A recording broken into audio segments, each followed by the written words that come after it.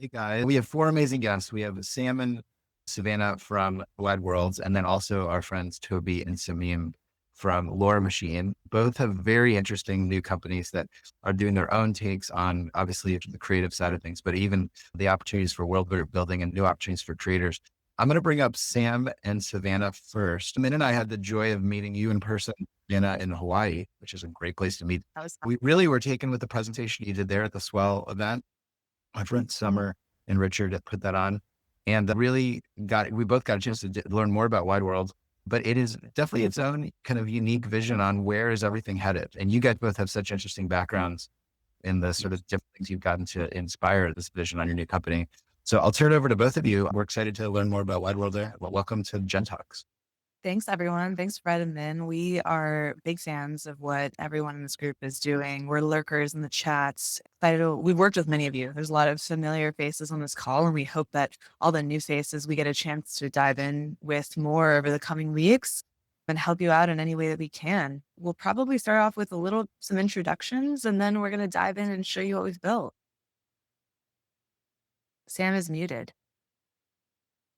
Yeah, if anybody, you're muted on your side. If you're sharing anything that wants to have audio, make sure you do the Chrome tab option, which is better for audio. And Sam, refresh the screen. There's like a bug in Meets where sometimes the mute button is hidden. This has happened to me on multiple calls lately. I'm bad for anyone who experienced that. This is the company that's going to beat NVIDIA. This is the company that's going to beat NVIDIA, y'all. Mute button goes missing. I don't even know how that bug Still haven't figured out a mute button. It's the craziest bug. It happened to me like twice this week. Yeah, same. Sam, you can't join. I'll start off with my intro while we're waiting for Sam. Hey, everyone. I'm Savannah. I'm the co-founder and CEO of Wide Worlds. I live in Los Angeles on the East Side. A little bit about my origin story. I went to art school and I quickly got more interested in building tools for artists. I went to the MIT Media Lab. I cut my teeth doing that, got really interested in artists who are bringing emerging technology into their work and what that means for like their practice and how they think about things. And the rest of my career, Sam's back. We can bring it back on stage. The rest of my career, I've spent it building tools for artists working in emerging media. I was an early employee at Magic Leap. If you guys remember that company, I was there right before its big Series B. I was there for 6.5 years. I led the HCI team. So I was the kind of DRI for input interaction there. And I also led what was like an equivalent of Xbox Live for the Magic Leap One, a bunch of social infrastructure, a big avatar system, and so on. After many years at Magic Leap, many transitions, I joined Meta and I led design for the Core OS for the Quest VR headset. So I spent a lot of time in the XR space. I know a lot of folks here actually moved from XR to what we're doing now, which I could totally understand. It makes a lot of sense. And then also I supported a nonprofit called Film Gate Interactive. We are an annual film festival. It normally happens during Art Basel Miami. This year we're shifting it to March. We showcase work from independent creators. And I think a few of you came last year, which was really fun. And Sam and I met a while ago, but yeah, Sam, maybe you can take it away and talk about that. Thank you for dealing with my mute to unmute bug. I come from entertainment technology. I founded the Coachella Music Festival Innovation Department in 2019 and built a team there and did just a bunch of emerging technology products and experiences, all kinds of crazy stuff with all the big technology brands that we all know and appreciate.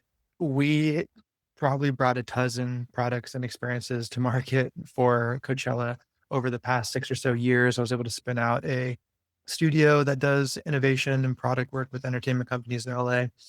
And Savannah and I started collaborating through a little bit of the Coachella work. And it was really, when Midjourney came out, it was a little bit of a light bulb for us. We built some Coachella POCs and Coachella fans were creating a lot of content inside the Coachella Discord. And it was like a light bulb for us that I think we all know fans want to create content and fan creation is going to be big, but to see how that could happen and how it could drive value for a brand, I think was the light bulb. Just get right into it, Savannah, if that works. Yeah. I think everybody here on this call knows that fan creation is an important part of the future of the entertainment business. And so I won't preach on that soapbox, but I think the challenge is for us, at least, is how do we make that activity, how do we enable that activity to drive value for big brands? and big brands need to grow their audience sizes. They need to make money, et cetera. And so that's really the kind of the framing that we've approached this specific problem with. And we think that fan creation is actually going to be a superpower to fandoms. It's going to make fandoms bigger and more profitable than ever.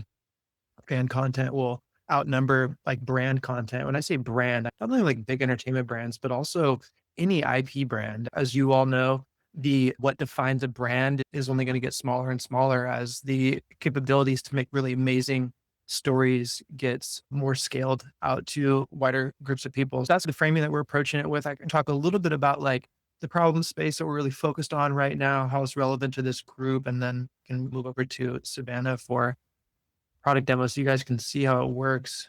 So this is the problem framing that we're really focusing on. We want to help entertainment brands and IP creators solve a really specific problem, which is how to get as much quality brand aligned content on social as possible to really cut through the algorithm. It's like everybody's biggest challenge, right? Is beating the algorithm through the noise.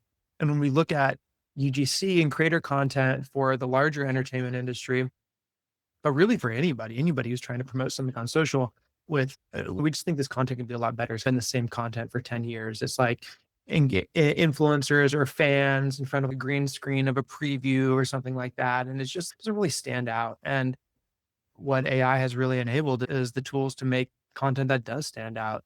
As everybody here knows, fans can now turn themselves into a character inside of an IP and make content with their friends and share that to social. And brands like Disney really embracing that shift because we think as every fan becomes a creator, like this is really going to become the number one driver of reach and impressions on social. And we really think the number one marketing strategy. And so it's really the kind of corner that we want to focus on at Wide Worlds. And I think how we can provide value to anybody who's building content or anybody who's creating stories online. And so how do we get from here to there?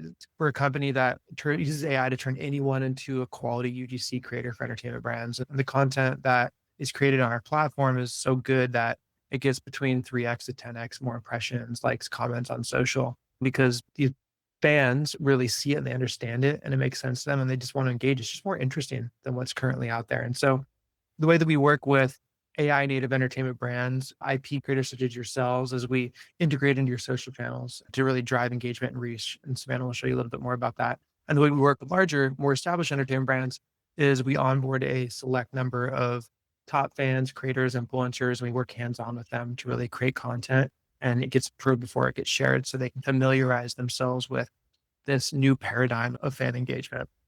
Then I'll pass it off to you, Savannah, show the product a little bit more. Yeah, sure. Let me present some stuff. Alrighty.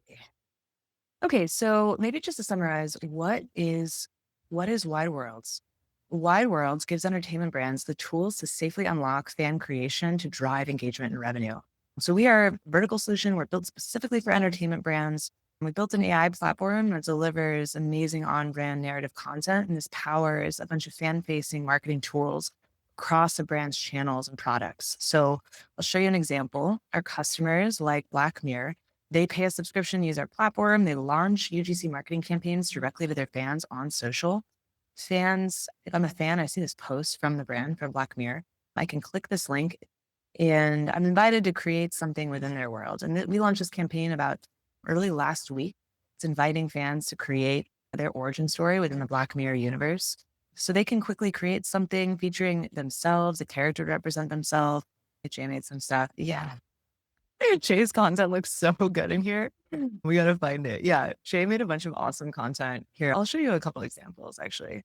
Letter arrived. Time to enroll into the Reputelligence social monitoring system. Please complete immediately. Jay, you're about to be monitored. You were flagged as high potential after a stranger rated your behavior in public without consent.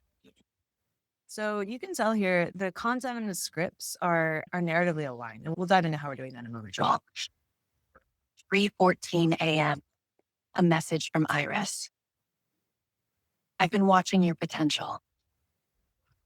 Iris is like a character from the show. You can explore this. This is live. We invite you to come in here and create some stuff. You'll see the range of things that fans have created.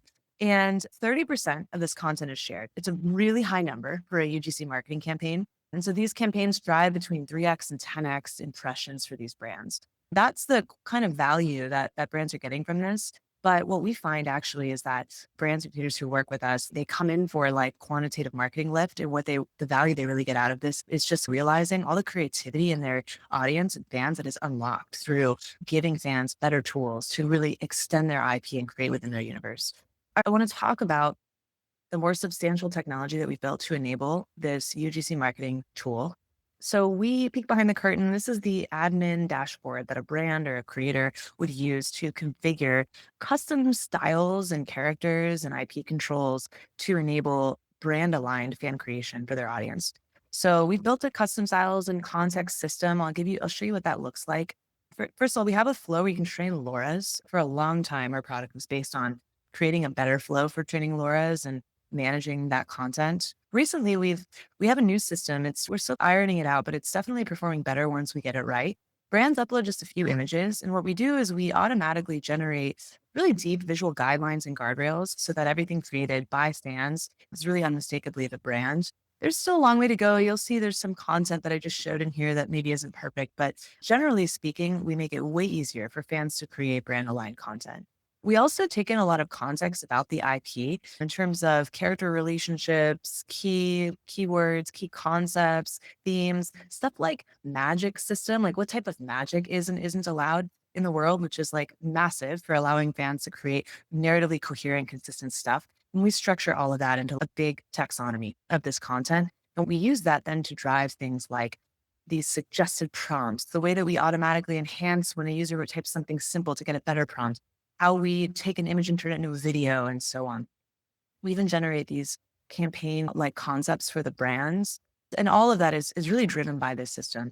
We expose custom moderation tools, things that the off the shelf creative tools just don't have. And that's really necessary for brands to scale fan creation to their audience in a way that's meaningful. They can configure these things, they can add little exceptions. As you can imagine, this stuff gets pretty nuanced and complex. And I'll show you how that plays out.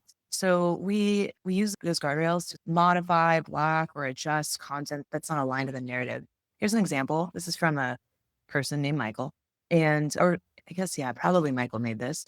And they mentioned a specific video game, and this customer doesn't want crossover IP. So that was blocked or not allowed. There's another example, it's pretty subtle right here, where a user tried to prompt one of the characters from the show offering a blue pill and a red pill. And the system actually flagged that and blocked it because it's like a violation of Matrix IP. I actually think this is a little nuanced and we probably should have allowed it. But what's cool about our system is we're really able to, at a really nuanced level, craft kind of the guardrails with the brand. We also surface a bunch of warnings. And so there will be some very nuanced stuff in these warnings. And we sit with the brand and say, hey, how can we adjust these controls to make them better and better based on what's coming through? So it's a big part of our technology. So all this, what does this platform do? This platform makes fan creation kind of turnkey for these brands. Once they get set up with us, we help them do it. And this platform can then power these campaigns across their marketing channels. I showed you an example on X. We also power a Discord bot. And so we have some brands that we work with are just enabling branded content creation directly in their Discord. We are working with some bigger entertainment companies to craft white labeled experiences, little dedicated third-party apps that's powered by the platform. And that's kind of long-term our vision. Like our focus right now, our wedge is enabling this one specific use case, which is for an entertainment brand or a creator, how can you give your audience the tools to create brand aligned, awesome content and share that on social to drive marketing value for you? But we think that this is not only will this paradigm be really the foundation of the marketing strategy of every entertainment brand in the world, but we think it's going to enable new commercial models for IP holders and entertainment brands. When you zoom out and look at the scale of fan fiction on the internet, it's massive. This site, Archive of Our Own, in March this year, it is the 18th most visited site in the world. It has like sometimes up to 1 billion views a month. People are spending an average of 19 minutes a session on this site alone. And a lot of this content is really niche or romantasy, but nonetheless, there's just a huge appetite for people to engage with this content. These are flooded now with derivative IP, and fans really love to consume this stuff and they love to create it. And so we want to provide the tools to brands that allow them to do that in a way that's really turnkey and that's value driving for them and kind of positive sum for both fan communities and brands. I'll pause there to take any questions or anything that we can answer. I saw someone in the chat say, "Is this a Sora API using a Cameo feature?" We do have the Sora API, although you can't we work with faces. Do we remove it, Savannah? Yeah, we're not really using Sora. We find that the Sora API doesn't allow any character in the content. So they've really locked in like the kind of any character generation to their app, which makes sense strategically for them. Most of our customers are using VO3. A growing number of our customers are using Kling. It performs better for them and it's cheaper. But I'll show you even more like how all this works. I did want to mention though, people the way that we refer to the product for brands and such is like a Sora for your brand, basically. Yeah. It's like an analogy we use, but we aren't really integrating with their products. Brands can set up characters. It usually just takes a single reference image. So we're leaning a lot on like Nano Banana to scale content creation for specific characters with single reference images. We let them set up a lot of specific character lore to these characters as well. And then players make their own characters. You can see how many player characters are made. This Black Mirror experience, they have another little video game and players are pulling their character from that game in here. And I'll show you how players do that. They can create a character in this like world landing page that we've built for every brand. So I've created my character. Here she is. And I upload an image. And this is all the content I've created with her. I upload an image. This is like my PFP to create this character. Sam like uploaded a photo of himself. So we kind of support whatever you want to create this character. And then I can use this character week over week. And it's way more engaging for fans. Like I'm in here looking to see what people create. And people are creating about an average of 9 images per user, and they're turning those images into videos. So really drives high engagement. It's really fun for fans to create this stuff. Minty fresh vibes question. Hi, how's it going? Hey. Funny enough, I've done some work for Uniforce, and I know you guys are tied in terms of Black Mirror and Uniforce as sort of an IP that's looking to work with this. I just wanted to walk through, if you could, the user experience. You touched on it a bit here of like creating the character. Oh, yeah. And just, is it a prompt? Is it a weekly prompt? How is it that they go about their experience? And then I imagine there's just at the end, uplink to X. Yep, exactly. So what typically for most of our customers, how player experiences is that they launch a weekly prompt and they usually build on each other. So Black Mirror launched just a week ago with Create Your Origin Story. We're about to launch another one with them where you intercept some kind of transmission, you get to see what that is and so on. The way that you create, you click this link, open this browser. We provide a bunch of suggested prompts for you. And the reason we do that is, oh, they're out of credits. You need to give them more credits. Sam, can you do that? I'm sorry, I can do it. Yeah. Okay, if you do it and I'll wait 3 minutes, I can demo this for them. So we provide these sample prompts for players because players like they need to be inspired in some way. And we want to provide them a path of like instant gratification where they can make something personalized right away. What we find is that very quickly, many players actually just write their own prompt and start getting really creative. You can tag a number of other characters. So I could say me and Sam and Iris, and we're like, whatever, running through a bureaucratic government building or whatever we might be doing in Black Mirror. I can hit enter and create that custom. If I try to create something that's off brand, I'll be gently reminded to stay on topic. To create a character, I can log out and show you how that works. What's the base model that you're running? Because I think similar products that have this functionality of controlling sort of a LoRa an overhead sort of control at the core function has chat or VO, etc. We're model agnostic, but this particular world, they're using Gemini products, using VO3 and Nano Banana. For another example, like this example here, this brand, Leavagachi, they're using Nano Banana for the character reference, but they're using Kling for animating the content. What we're really providing is we're essentially doing a lot of context engineering on top of these models to provide really detailed prompting to keep the content consistent. Does that make sense? Yeah, I think it's almost a la carte or something like that. It's as a client can spend, essentially, you guys can customize, it seems. Yeah, exactly. I can show how this works. I can go add credits, Sam, if you're not able to do that. There's credits in the world, but not, we don't have to increase the. My player has. Yeah. Yeah. Okay, cool. Yeah, I'll buy more. Any other questions? I'm just being mindful that our next guest will hopefully be on in about the next 5-10 minutes. But I had a question just in a lot of us looked at that Disney kind of headline a couple weeks ago about how they were opening up like UGC and this idea of the mother of all IP kind of organizations and how well they've exploited it in every possible dimension. That feels like the trend you're riding here. Exactly. And Black Mirror is not some obscure bit of IP. So this really feels like a vision of how to responsibly with good partners, create spaces for them to have, please keep the Nazis out of our IP or whichever reasonable choices they have on how they want to still manage the edges of what they are connected to. But this really feels like in application. I'm going to guess you saw that news article too. Yeah. The base models, like they are very flexible as they should be. And as we all know, it just requires a lot more context to get coordinated, narrative, personalized content within the context of an IP from these models. So we're really solving that with our platform. And then we provide a number of these different little player facing applications, fan facing applications that allow fans to jump into the sandbox and really create with their favorite brands. And that's absolutely our vision. We think that brands will continue to produce the highest quality media content for their fans, entertainment content for their fans. And then like on the periphery of that core will be so much fan creation, side stories, backstories, creating like a personalized character of yourself where you can just play and live in that world. We want to provide brands the tools to start that now. Yeah, that's what we're building. Really give them the creative controls because every one of those brands, every really creator has a different idea of how they want fans to be able to contribute in a way that is like additive to the IP, additive to the marketing campaign that they're currently running, et cetera, et cetera. So early days, there's like a lot of creative controls and thankfully AI tools are really good at enabling that just natural language. Totally.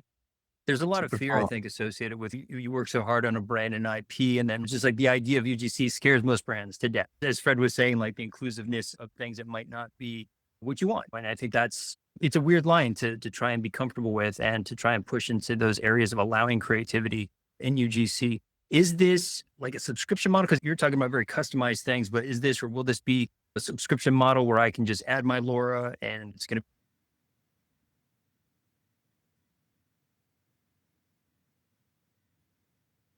They subsidize the cost of content generation for their audience because there's a marketing benefit to them.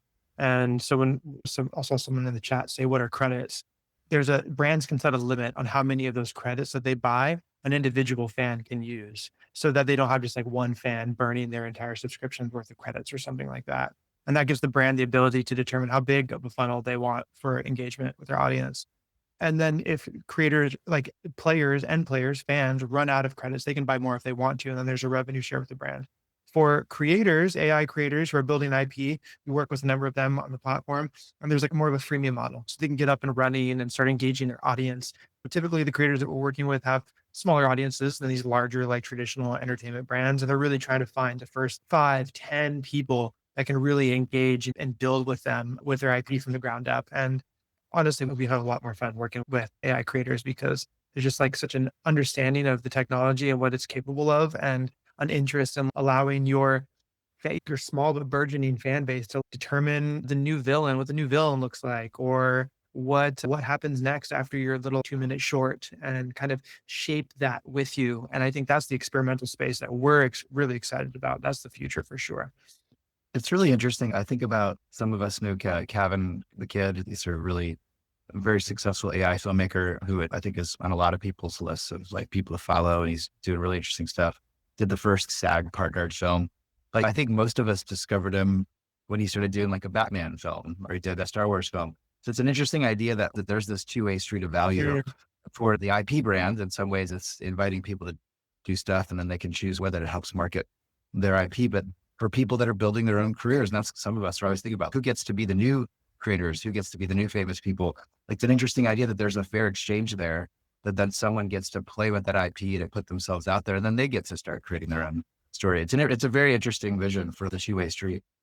For sure. And I think maybe last thing I'd say too is like we really want to work with many of the creators on this call around building interesting content for some of these larger brands that we're working with. Like these brands are going to get more and more comfortable with it. And to start, they're going to want to approve everything. But I think at the end of the day, these brands care about impressions on social.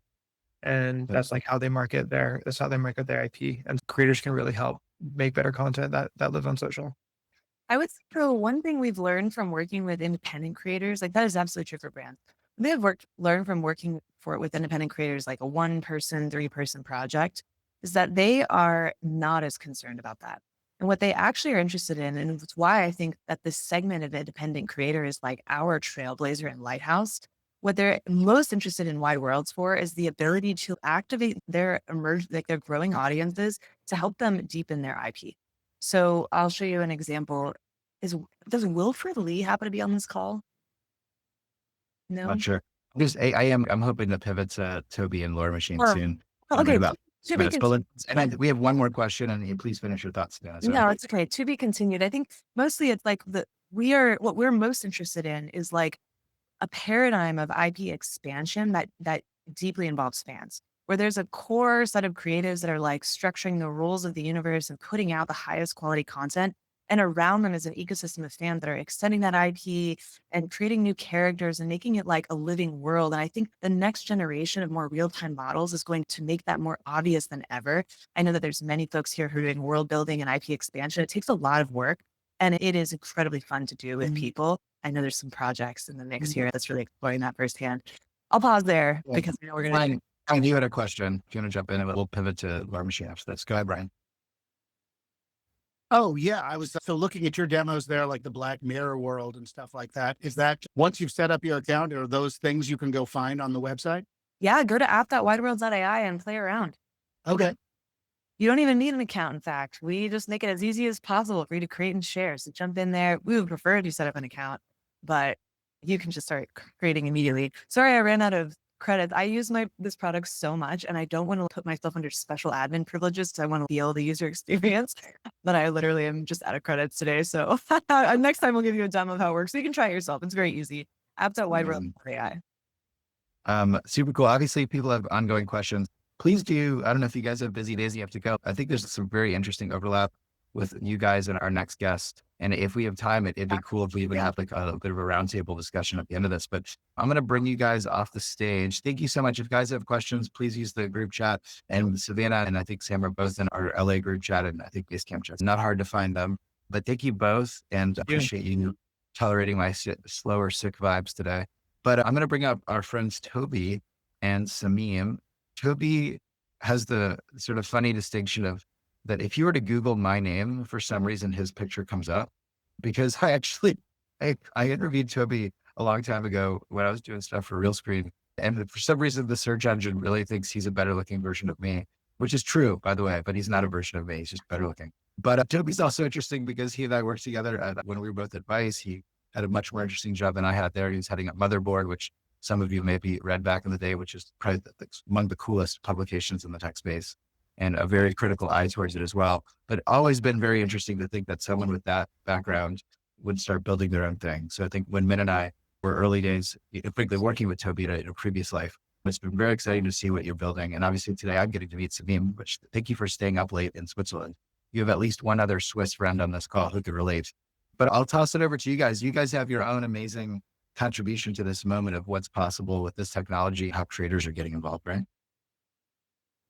Yeah, thanks, Fred. And yeah, it's a pleasure to LARP as you. So nice to meet you guys. My name's Toby and this is Samim. I think what we'll do is same format as Savannah and Sam and just introduce ourselves as people and what we're about. And then I can tell you a little bit about where Lore Machine came from because it is a story and where we are and where it's going. So yeah, I've spent 25 years building multimedia experiences for the web. I was 16 and a half years doing Vice Media and had a good ride building that company up from 5 people in like a warehouse in Brooklyn into a real media company. And I oversaw Motherboard, the technology and science channel, and then eventually digital there. And it was basically just come up with the craziest ways to make content or money on the internet and then port it to the rest of the company, both across like verticals and then also different regions. And we had all these different offices and stuff. I maxed out on bureaucracy right around the time of COVID and left Vice and wrote for a year and a half about the intersection of science and spirituality. And one of my stories went super viral. It was about a crazy audio technology that breaks people's consciousness out of their minds. And like some normal COVID fare. And I got an option deal from a documentary film company, and it never got off the ground because there was a lack of video archival. And I was like, oh man, if only there was some technology to animate all these scenes. And at the time, Sam made mention of Midjourney crawling onto the scene. It was about that same time for me too. I was like, oh, you know what? These AI companies, especially in Silicon Valley, are building out a very like single prompt paradigm sort of mindset, which was like one 140 character prompt in, one image, one audio, one video asset out. And so we built this company, Lore Machine, based off of the premise of like story scale generation. So instead of one prompt, it was an entire screenplay or book. And that was the point of differentiation like 2.5 years ago. That's how we got our first foothold. So anyways, from there, it's been like a torrid amount of building 16 hours a day for the last 2.5 years. And we'll get to what we've been making, but that's my run up to where we are today. And I'll let Samim introduce himself. Hey, it's great to be here. I'm very delighted to meet you all. It's always fun to see 50 people in a room. So delighted to be here. Yeah, so I probably one of the people that got into the generative space a little bit earlier than most. I got into text generation around 2014 or something like that. I saw my first RNN. My background was essentially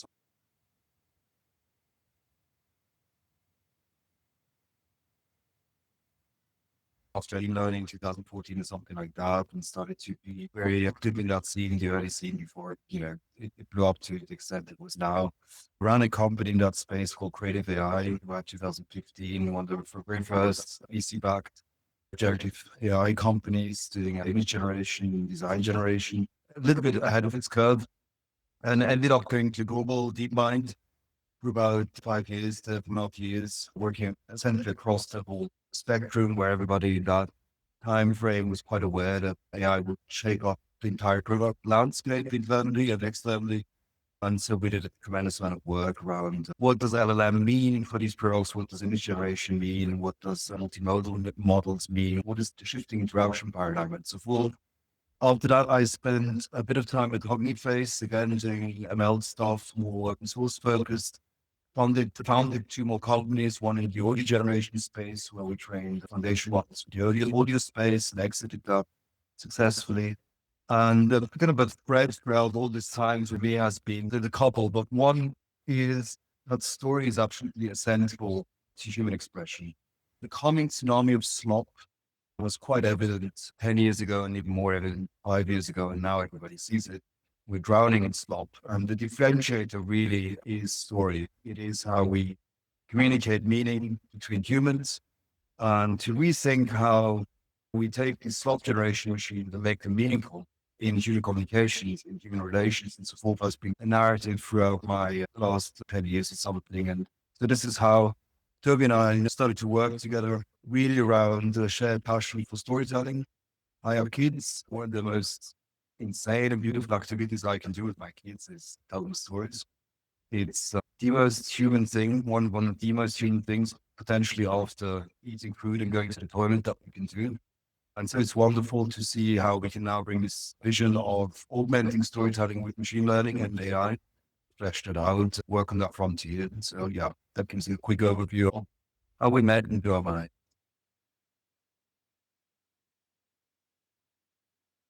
hand it back to Toby. Yeah. I made mention of the fact that Lore Machine's been a bit of a journey, and we actually. So, can you see my screen right now? Yes, we can. You should see a cool anime forest warden. And I'll just say the same thing, that if there's audio here, Toby, it is easier if there's a way to go through a Chrome tab versus sharing a window. I'm just saying, but I'll go back to you. Yeah, I'll switch over to when I switch over to show any video, which I will. I'll do the Chrome tab. So we are building the TikTok you can play, and I'll explain exactly what that means in a second. But ultimately, we've gone through a lot of iterations, but the thing that ignites our imagination the most is the idea of media being playable and branchable and choose your own adventurable. That is like what gets us out of bed every morning. And for us, this like layer of interaction and gamification that can go over any storytelling experiences are the most interesting. We come by the conceit honestly, we got our start actually the very first company to use Lore Machine as a SaaS product for visualizing screenplays was anonymous content. And so we actually worked with Anonymous and then Phil Galat, who was the writer of Love, Death, and Robots, to visualize a bunch of his screenplays, but in the style of like late 90s anime. And then we turned those into choose your own adventure manga experiences that were distributed at Billy World. We didn't go to this event, but they'd send us photos back and we were like, oh shit, we got something. Oh, something's working here. So we came out of the gates as this sort of like screenplay book visualizer, got a ton of press for it as really starting to work at combining like NLP systems with calls to LLMs with like image models. And man, 2.5 years ago, it's like, we were just talking about it yesterday, like what would take us months to build is now just like a tiny piece of code. But yeah, it was a very new thing at the time. And ultimately, what we learned, we have huge traction in South Korea. I'd say 65% of our users are in South Korea, and they use Lore Machine to make manga through no design of our own. That was just like how, like a use case that popped up and then took over. And what we learned it's pretty interesting. It's that we were disenfranchised with video as a format on the internet for absorbing the insane amount of shit that's coming out of AI generators. And we started to look at manga and specifically the individual blocks of how a webtoon is made. And it looked like those discrete, like atomic media building blocks actually were better at absorbing text, metatext, ornamentary text, decorations, 2D, 2.5D, 3D, 3.5D, 4D, all the wild stuff that people are working on at a single prompt paradigm can be absorbed by this new format that was like our own adaptation of a webtoon. We called it a lore. And yeah, that's like something that like, that's what we've been building. If you go to loremachine.world now, that's what we've been building up until like present day. And then what we're going to show you today is adventure mode, which is the playable version of that. About 6 months ago, I dropped a line to 20 researchers around the world, and I shared a vision for a choose your own adventure experience I wanted to build. That was basically like, I guess if you were to wrap like webtoons, Midjourney, TikTok up into one sort of love child that liked Bad Brains, you'd end up with like adventure mode. And the basic idea was like, how can you like make a social media platform that is more lean forward than just like eyes open, algo powered video content directly in. We wanted to make something that people could lean forward and play. And yeah, I reached out to all these researchers, and Samim was the one that like popped up as like having the most like shared passion and interest in this particular initiative. And so that's what we've been building for the last 6 months. We released about 3 weeks ago on iOS and then on the web at loremachine.wtf. And I can show you a little reel to take you inside of the adventure mode experience. And then I can show you a little bit about how let me see if I can get Chrome tabs. Okay, Chrome tab. Here we go. You guys see this video? Yeah. Okay. Great. I hope you can hear it.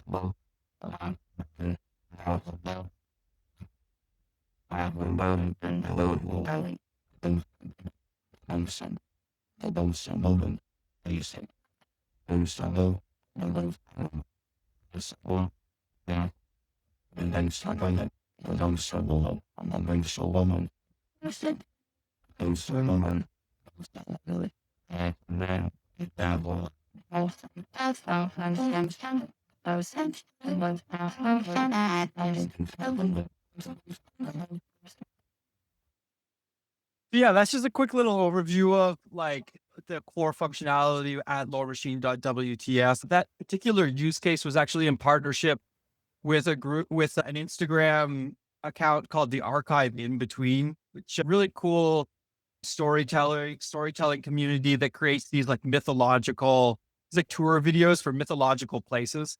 So just to keep the good vibes content going, I'll share with you what they built to bring their fans into the experience, and then what they threw to and how you can interact with that as a demo. So here, I'll let it go.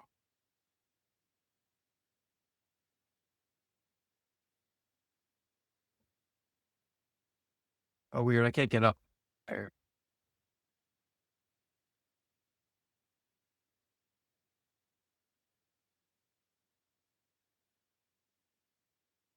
That wasn't updated, Toby.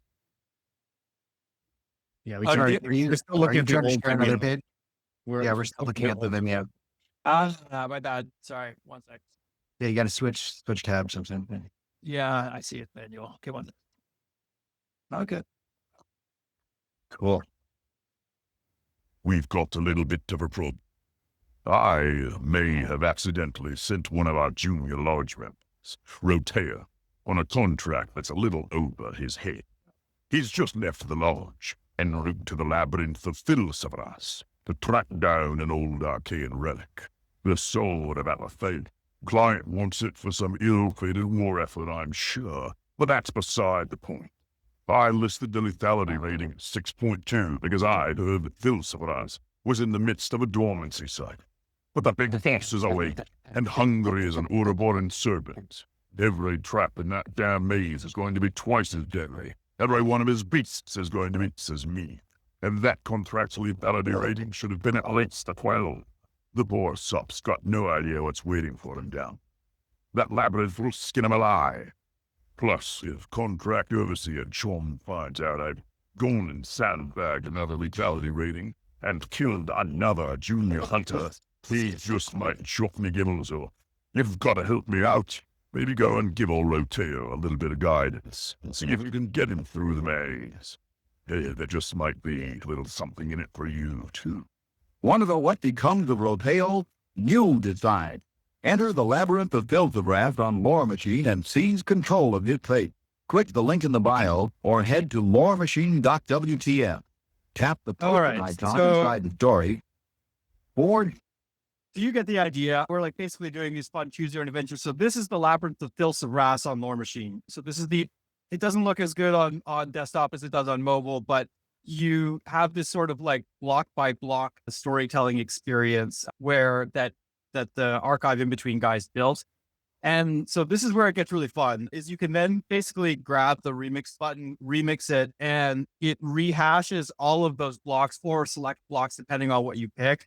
And then the story is yours to do what you want with it. So the characters are locked and loaded, the locations are locked and loaded. You've got the style that the archive in between guys built. And then you can move these bubbles around. And when you're ready to go, you can basically pick between 4 different paths or just prompt the story in any direction you want, and it can go. So we got Roteo enters the idyllic garden, cautious of hidden dangers. So what happens is that generates a scene, but it's due to Samim's like staggering genius. There's like basically 17 different modalities emerging on every single block here, from video imagery, meta text, bubble placement, all of that stuff. Character consistency is all getting generated on a block by block basis. And it allows anyone to fork this in any direction that they want. So now you've got Roteo, he's chosen the secret garden path, and you can basically take that story any direction you want. And you've got full composability over all aspects of each block, et cetera, et cetera. Samim, I'll let you maybe jump in for a second if you want to share a little bit about like the build here and where this is going. Yeah, exactly. Yeah, no, absolutely. I think one of the interesting things to give you behind the scenes perspective of the tech stack and the capabilities we've built up. So this is an agent-driven system where the central actor behind the scene is the lore machine agent.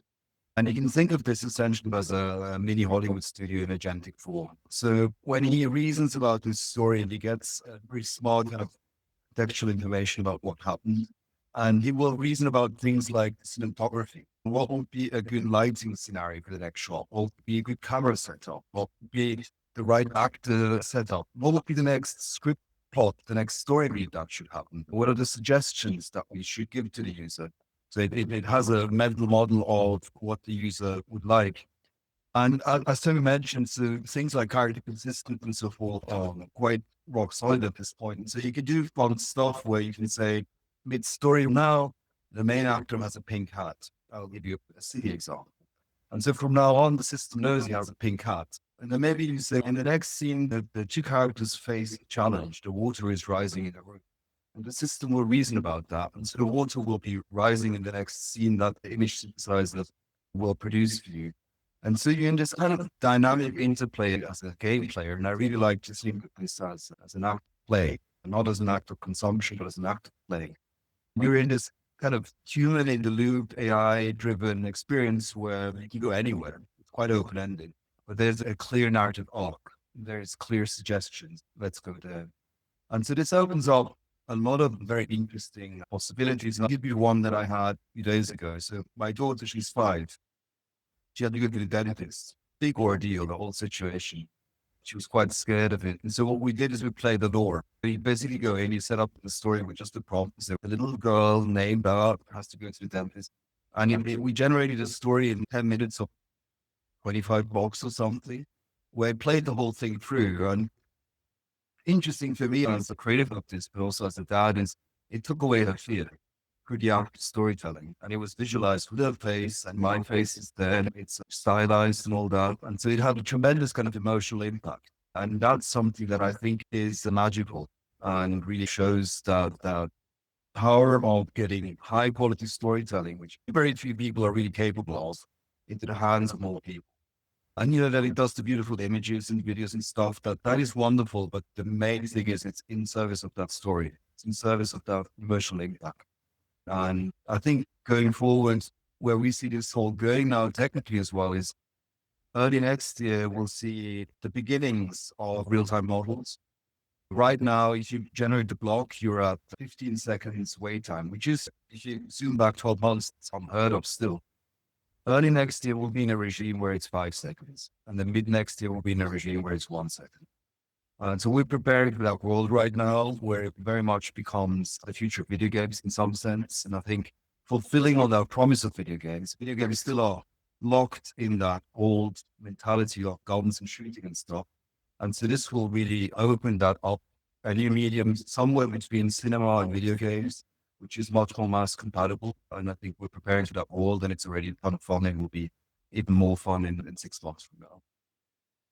I was thinking if it's interesting, and I want to open room for questions. And obviously, Toby, if there's more to introduce on the tool side and the experience side, I think it's inherently interesting how all the guests are operating in an interesting space right now. I wanted to open it up, and bring them back on stage, but I want to make sure you guys are introducing everything we want to learn about Lore Machine.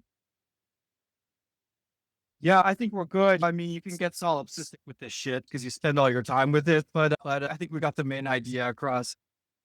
Cool. I'm going to bring Savannah, and I think I can put up to 4 people up. But at least 3 in there. I'm sorry. Toby and Samim, what a cool thing you guys are building. I'm really impressed. I might be limited on 4 people, Sam. If it's okay, I might toggle you. Is that okay? Yeah. I wanted to ask, I think what's interesting is that in some rewind, when we look at both sets of instincts and both companies, some version of a reaction from the industry is that this stuff is marketing, or this sort of lives in some separate category next to long form, or that there's premium content over here, and somebody's hearing feedback from somebody. But what I think is you guys are all setting an instinct that this might actually be a feature that is much more participatory, that it is more than next to the premium content. It's more like something that speaks to a different type of user engagement. I wonder if you guys can speak to that I think this is speaking to a new type of premium, a new type of, this is actually the point, not the sidebar. I don't know if whoever wants to go first. We definitely think a lot about like the intersection of a creator, a consumer, and a player, and like what people are showing up to be. And we talk about this a lot because when you're in that limbo between not defining whether someone is supposed to be thinking about this a SaaS tool or a creative tool, or is it a game, or is it whatever, that confusion is really problematic for engagement.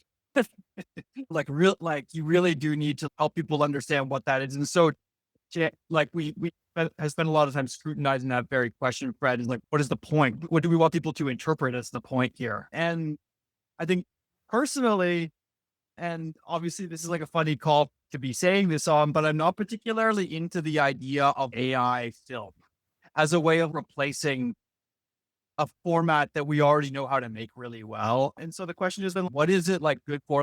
How does it excite me? Because you got to give a shit if you're going to spend all your time working on a company like this. And for me, it was more this idea of like emergent storytelling behavior that looked more like a game than it was like, oh, how am I going to produce the cost of this special effect sequence, which is obviously also going to open up all different types of doors for indie filmmakers and stuff like that. But for us, like, at some point, we just decided to cast our chips on consumer and game, as opposed to thinking about, okay, I'm going to go and make this one asset that I can then share with my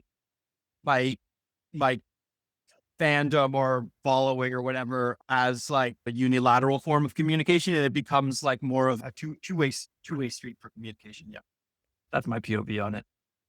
Yeah, said a few things to add is Toby brings up games. Games are the most profitable category in entertainment. And so I think, and we badly need sustainable commercial models for art in general in the world right now. We know that advertisement-based models are just a race to the bottom.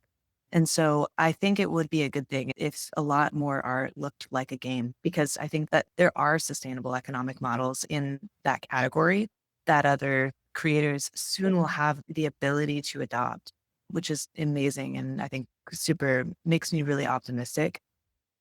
To the point about like, where are we today with like media? Like we are flooded with slop, flooded with super crowded feeds. And that is an outcome of advertisement-based revenue models for media.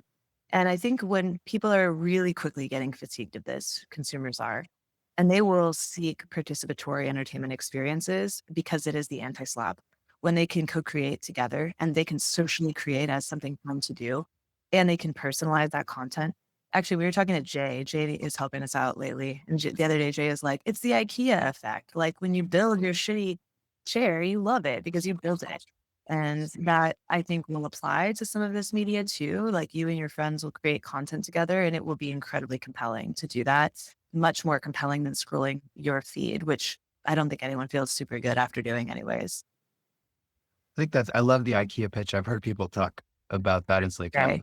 That. And yeah, Shay, now shout out to Jay. And I think it does speak to that sense of making stuff makes it feel more owned. But I also think about how at the end of the day, like this sort of term is user engagement or engagement in general.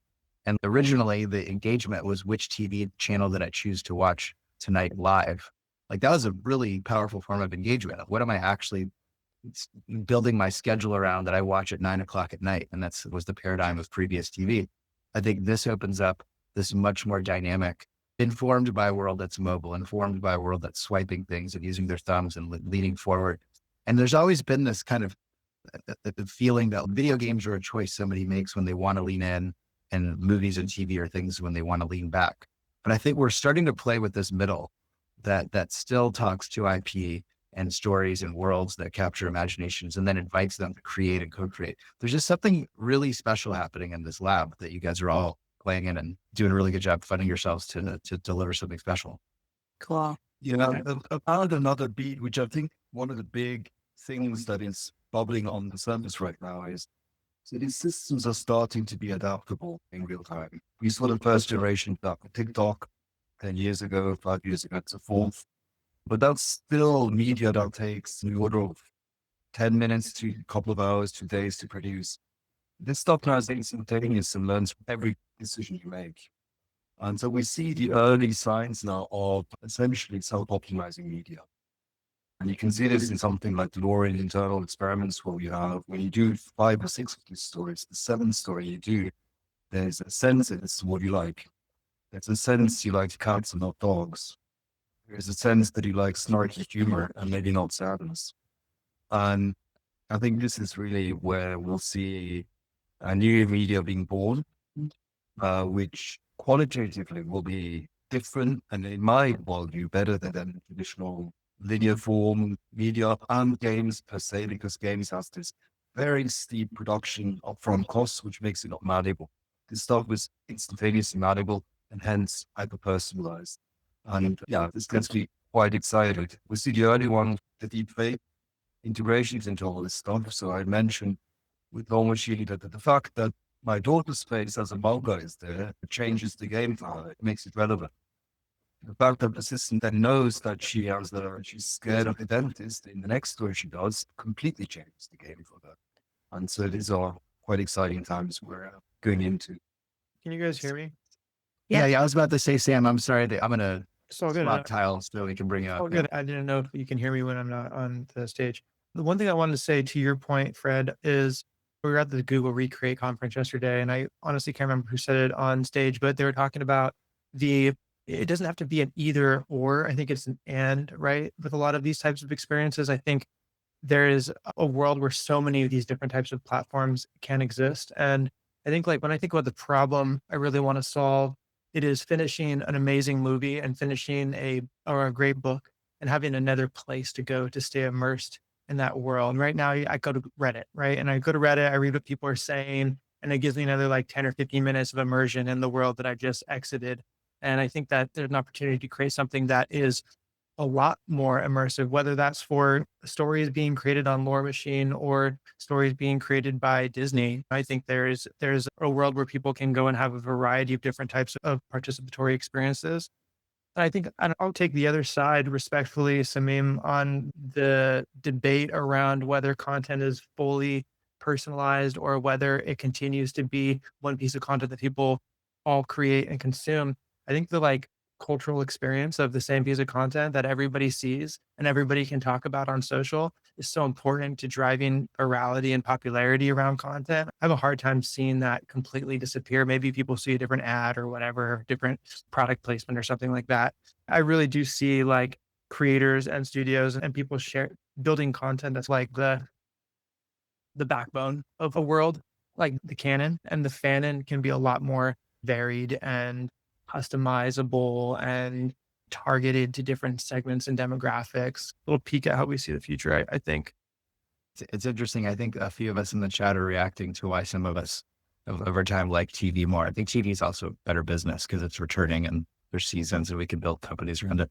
But it's also, like it. And I remember the first time, I'm old enough to remember when premium HBO was a novelty, and this idea that like the types of people that made movies and some rhetoric were now making TV shows. That was a bit of like at first blush, like this step down from like this sort of the throne of you get to make movies. But then I'm thinking, if I'm a creative person, it doesn't excite me more that I get to explore Tony Soprano in all these different ways, the way that was like the initial big HBO moment versus like figure out what he does in 2 hours. So it is interesting that even TV as like a novelty against movies as another setting, it started to push in this direction of how do I spend more time here?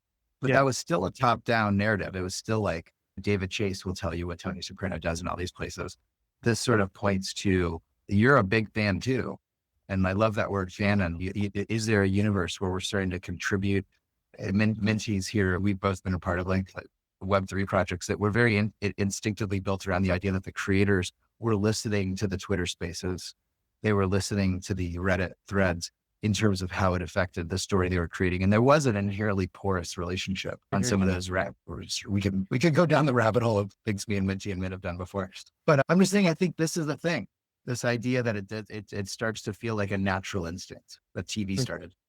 I think that maybe this serves to underscore the differentiator, which I think you have to squint to see between Wide Worlds and Lore Machine, which is like your guys' approach, which it had crossed our mind, like just how powerful, like a direct to market opportunity this was for going to gaming and film studios and brands and saying, okay, let's just start with your IP first. I think that what we decided at the end of the day was that we wanted to start with a consumer first play. And primarily I was inspired by SCP, which if you guys are familiar is like an amazing fandom that's basically very organic from the ground up. People create their own sort of like X-Files style paranormal activities that all like ladder up to almost like a wiki of like different contributions from the community. And I saw that power and I was like, oh, it almost feels like Reddit for storytelling. And that is a very different type of, albeit it's the exact same mechanics for how you build. It's a totally different approach to the top down.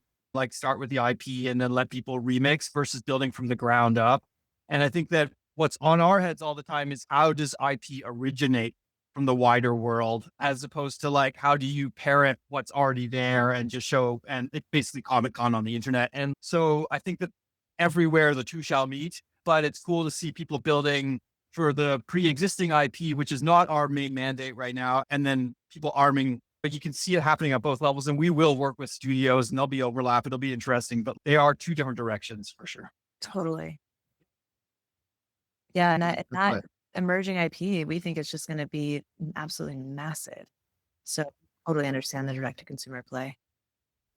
Adam's got a good question. I see it coming. Adam, go ahead. I guess I put it down because I was like, I don't think I have a good question. I'm just intrigued by everything you guys are doing. I've been thinking a lot about this emerging idea of the story field, which I'm seeing pop up across a lot of things. And I know I'm involved with the group that's been playing with Slopopolis, which is our Sora-based sort of group building of lore. And I really think that there's something about allowing fans to fill in the threads outside of core storylines and really having a methodology to allow a wide variety of commentary that exists at different meta levels within it, as well as things that also could be granted almost canon status. It's like, how do fan creators become actually core creators? And I think that's a mechanism for some of these story worlds to evolve that is actually inclusive and sharing in the IP and even potentially profits of what this becomes. And it's interesting to see, like, how do you have a writer's room evolve that might start with 2 people, but by the end, it's the 20 core fans are actually core writers. One thing Yeah. we've been thinking about is like upvoting and downvoting with engagement, and how like the community will bring the stories that are good up to the top. And so it becomes like a self-Voltroning system for community lore. We haven't gone much further than that insofar as like how like smaller knit teams play a role in taking an IP that's emerged from like a distributed set of human beings and organizing it. But yeah, maybe Sam, you were going to say something. No, I don't have a solution for you at all, Adam, but I do think that it's a step on the road to, I think, the future we see of like an entire fan base doing that, right? And through upvoting and downvoting, the entire fan base being able to collectively decide what side characters or side stories or origin stories actually canon should be for a given IP, maybe like what fanon gets voted into the canon. That's, I think, how we think about it in the future. But it certainly makes sense to like work with that core group of top fans to figure out how to let their influence shape a story or a world. I think that's really interesting. Like, I also think it's a new type of creator that ekes it out. I think I'm still from a generation of that, for good reason, celebrates the auteur. And what does Jean-Luc Godard care about what his fans have to say? In some French New Wave reference. But I think there is a new generation that, again, I referenced some of the stuff that Minty, Min, and I were involved with in previous lives, but that was actually the novelty, is that the creator, whether it's that they had so much confidence in their ability to adapt or genuinely thought, hey, this might be more interesting if everybody is involved. And again, it's creating those spaces, whether it's the utility of an up and down vote as a very transparent tool or something more sophisticated, or just listening. And just the question is whether or not then there's economics involved, and how if somebody's brilliant idea for episode 2 became a billions worth of dollars, then or they cut in. But I think like that's a good problem to have, that we're starting to create differently. Yeah, I want to add a final point though on, I think there's 2 mega trends happening. One is we've got this explosion of content, right? Like, and this will just get more dramatic. We call it slop now, but it's actually slops now. And the better the tools get, the more the amount of content will go up. And in some sense, I think that the transition will be much more about less consumption and much more about the act of creation. So it will be about communication tools. That's my hunch on this. It will be about the act of doing these things, not the consumption of it. So there's a big mental change in terms of the influences and so forth that are still very artifact driven. It's about the output and getting likes in social. The other thing is, I think we should never discount the enormous rate of improvement of these systems. So I operate under a model that by the end of next year, the AI models fine-tuned with our scaffolding and so forth will be by many standards better than the best directors in the world, by many standards. There will be art house people that will say, no, never, no, blah, blah, blah. But I think we shouldn't discount that possibility. And at the point where a system actually does something that is qualitatively better and probably has a marketing agent that goes out and actually has the distribution mechanisms agentic for itself, this is the world we're aiming for by the next 12 months. And so there's, I think, bigger changes about than just small little dials and so forth. Sure, culture shifts slower, shifts at human scale, but the technology changes are tremendous. And I think we should discount that. And I would offer the modality of communication tools much more than media consumption tools as one lens of making sense of that. Sorry, this is the worst that's ever going to be meme, but it's also possible interesting to think about what is it actually going to be. And like you're saying, I often think about the humbling list of the most successful TV shows or whatever series.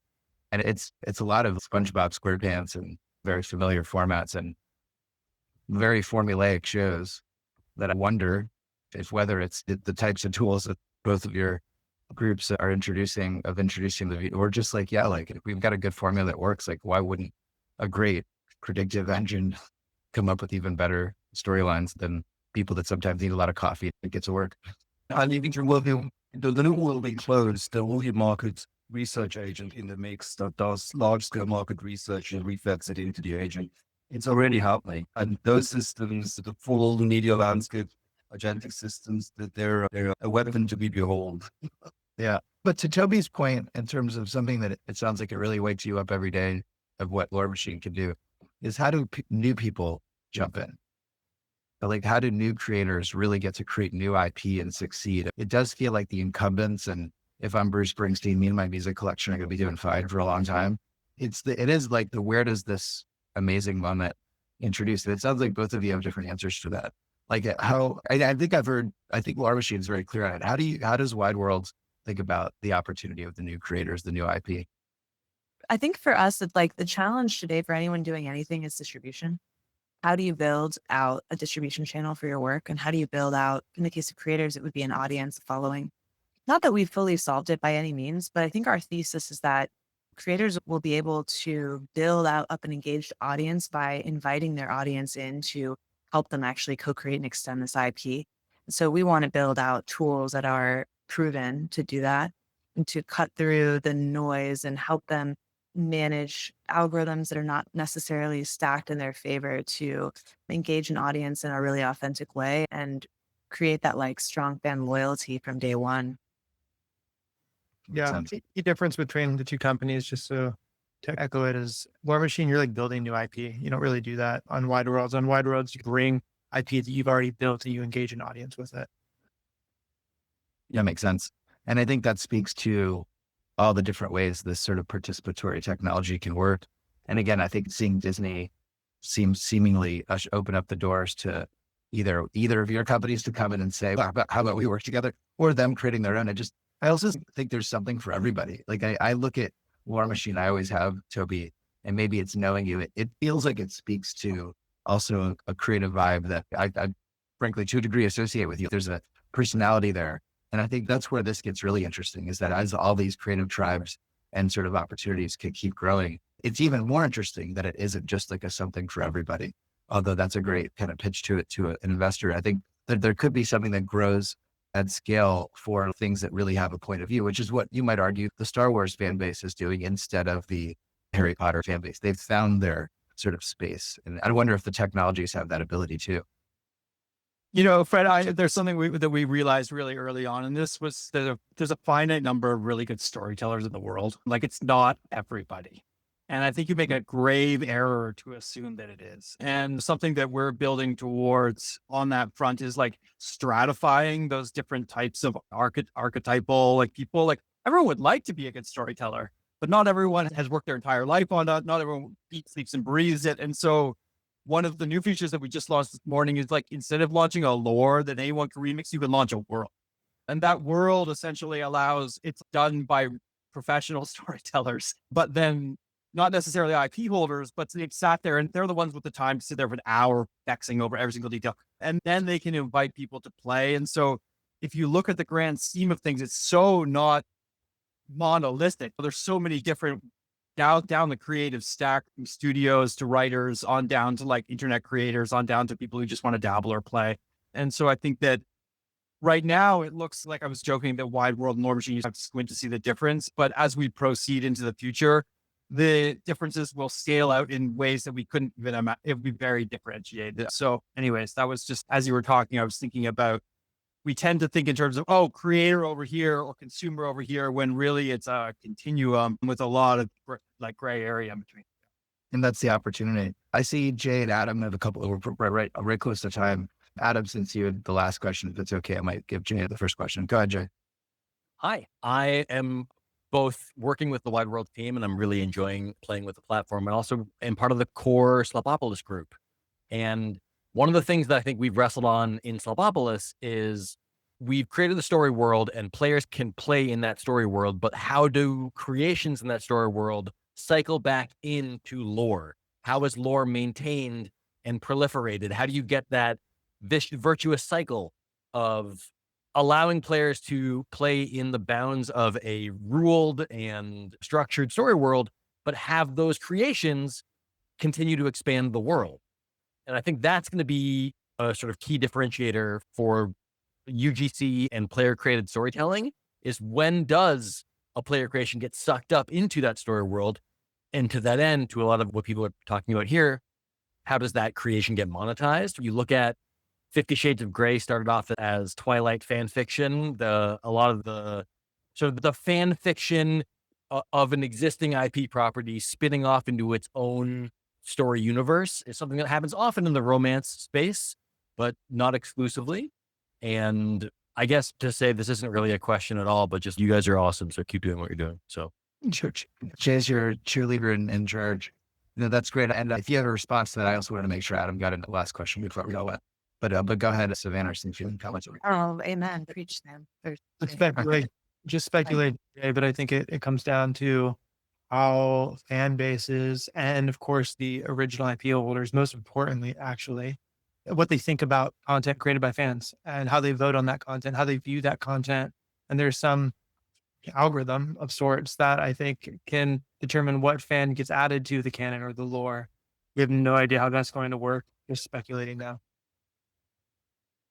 Adam, one last question for me before we all go. And amazing everybody stuck around. This has been a great cohort today. This is a question for both groups, since I feel like this thing that I'm looking at is an overlap with both, where I'm seeing a lot of creators in the AI space who have an aesthetic and a world building idea that seems to hint at a lot of stories, but actually doesn't engage with true story. Yeah. Have you seen, and they may actually have millions of fans, have you seen they're still creating lore, or they may not be quite interested or not good at that?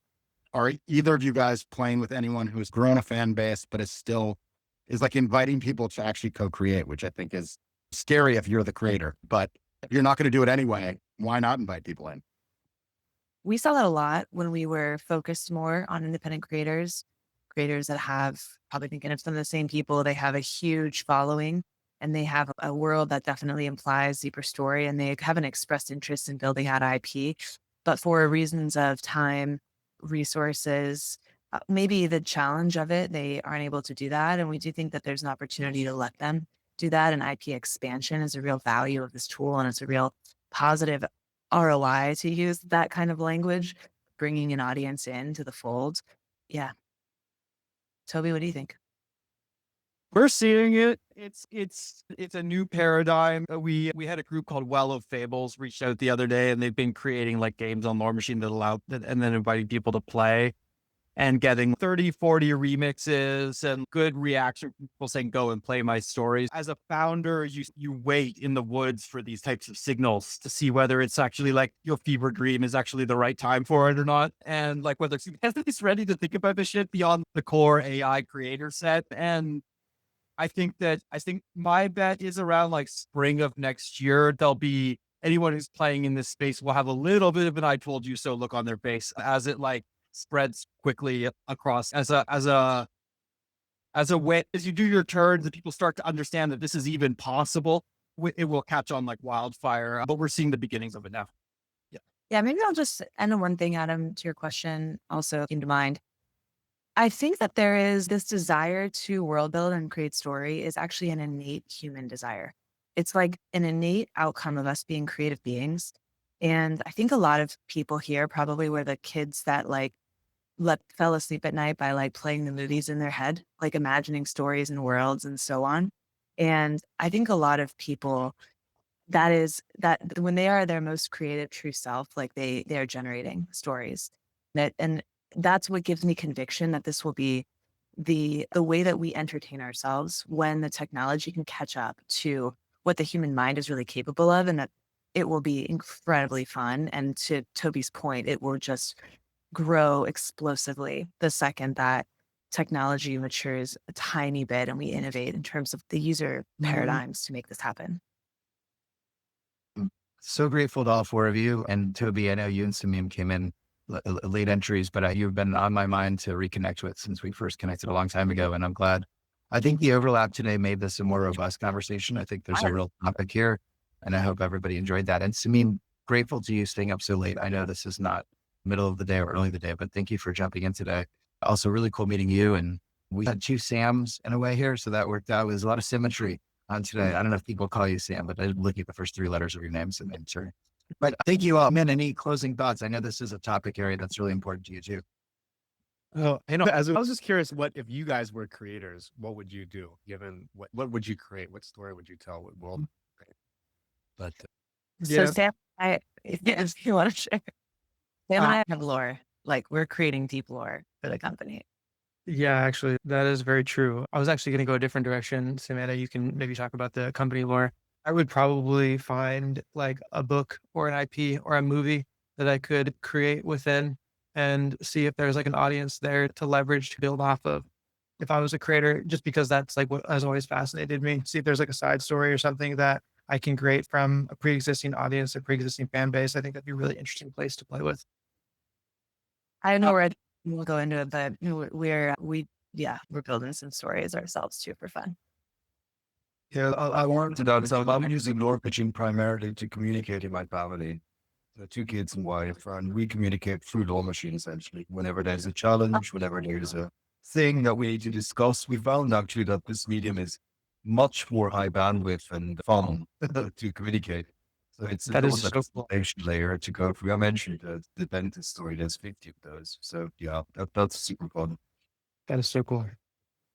I'll put my demo where my mouth is here. So actually this was last night. I was testing the new version of Lore Machine, but it's with the story that never got made that forced me to start Lore Machine in the first place, about the radio broadcasting executive that invented a sound technology that breaks people's consciousness out of their brains. And it's how I started this conversation. And so I was able to basically build this probably like a 5-minute process, but I often will iterate on stories and then build these sort of like lightweight experiences that then I can like chisel away at as a creator. But I test all of my old stories as a writer using Lore Machine. And so that's something that I think if you're building a software, you have to be the best at it. So it's my own stories that I tend to try and bring to life.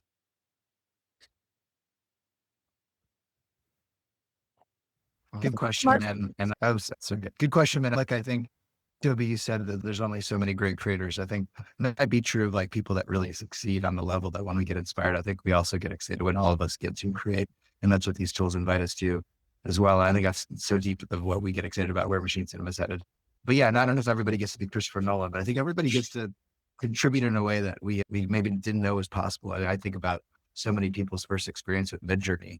And it's just, wait, I can do what with my fingertips? I can just start to see things in my imagination that I thought really talented people got to do. So there's an interesting range there.